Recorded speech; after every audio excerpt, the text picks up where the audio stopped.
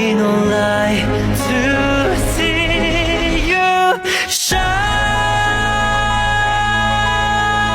It's your golden.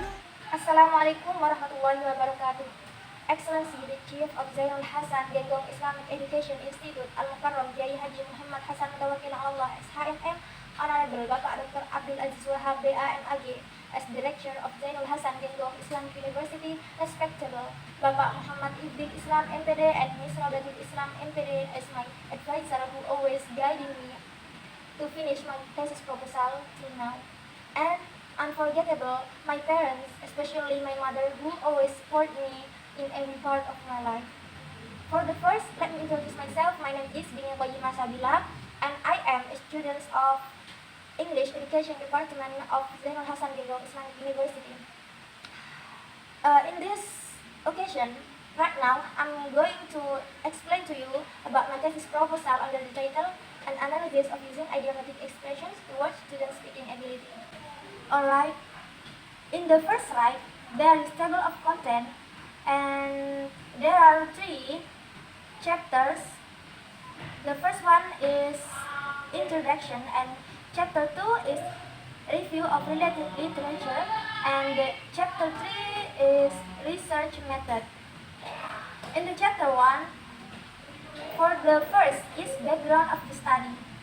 In today's interconnected world, language proficiency is key to success, and English has emerged as a global language that transcends borders and cultures.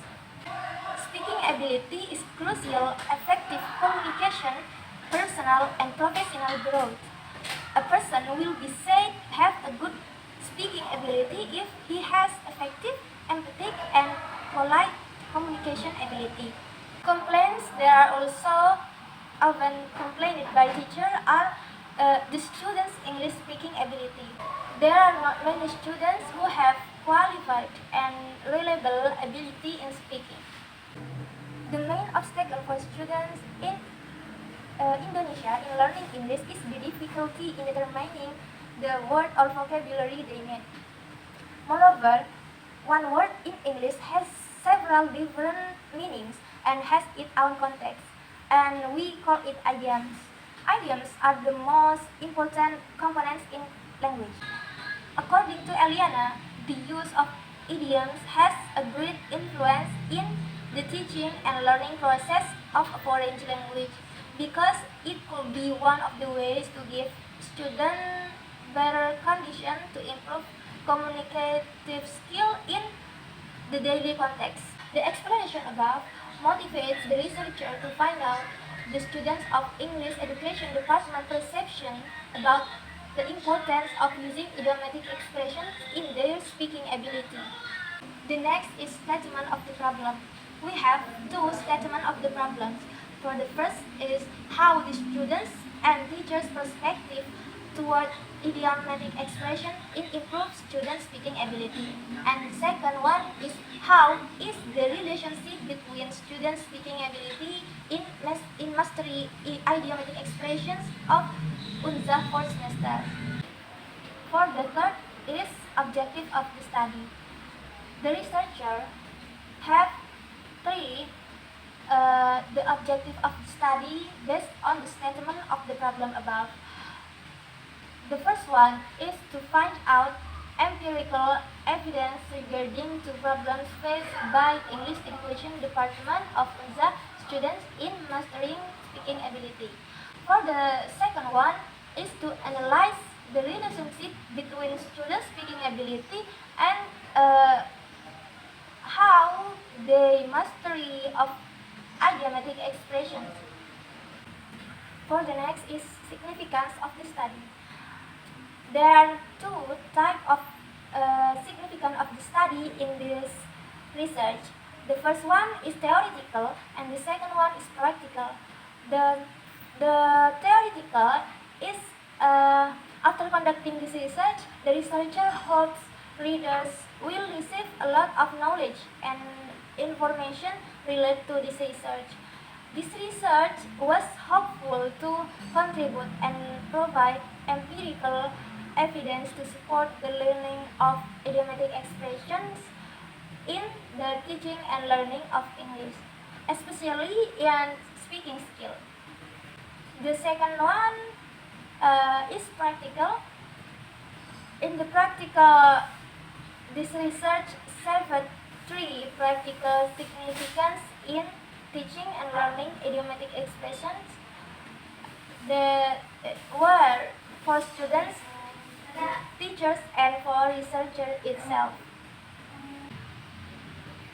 For the students, to overcome students' difficulties in speaking, increase vocabulary savings, and help improve students' fluency in speaking English by mastering commonly used idiomatic expressions. And for the teachers, the researcher also hoped that this research could help teachers increase students' achievement, especially on mastering idiomatic expression to improve students' speaking ability constraints. For the researcher itself and the other researcher, the result can increase our knowledge and give more information to find out the relationship between idiomatic expressions and student speaking ability. For the last of chapter 1 is previous study.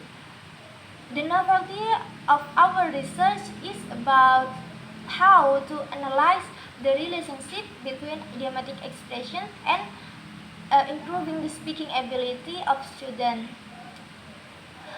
This research is based on the students' perceptions and teacher perceptions of English education department of UNZA. Besides, in this study, the researcher will use simple example of idiomatic expression, that is two-word verb. In conclusion, the research conducted by the researcher has its own uniqueness than the previous study. The method and the theme are also different from others. Alright, now we move to chapter 2. In the chapter 2, we have a review of related literature. Speaking in English is related to what is seen, felt, heard, and expressed in the form of words. It can be called communication if there are two or more people that is speaking or talking about a topic, and they can understand what they say of each other. Lados in 90 and 91 cite that speaking is an activity as the ability to express oneself in a situation or an activity to report action or situation with appropriate words or the ability to speak or express a sequence of ideas fluently.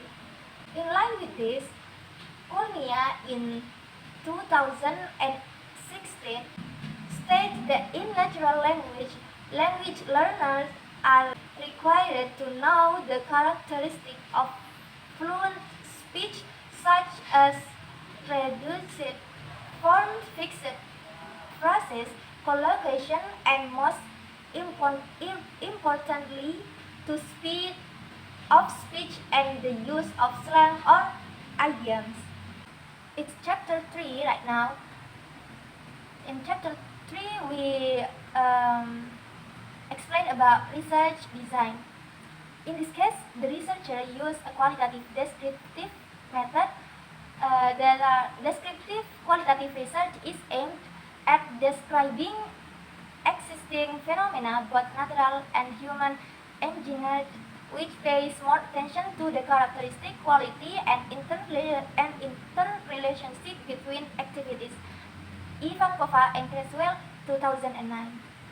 The population or the subject of this research is students of 4th semester of English Education Department of UNZA. For the data collection, we have three instruments that are questionnaire, interview, and documentation. For the questionnaire, To find out the purpose of the study, we adapted a questionnaire from Abahnan 2016 that states inequality, which are 11 from 14 items about attitudes of Jordanian EFL students toward learning English idioms. For the second is interview. Interview became the main source of this research, which was supported and validated by observation and open-ended questionnaire. The interview will be taken with one of the lecturer in University of Islam Zainul Hasan Ginto. For the last is documentation. Documentation begins during the initial stage of research and continues through the entire process, ensuring that all necessary information and retained and organized for future reference. For the last of this chapter and this presentation is data analysis.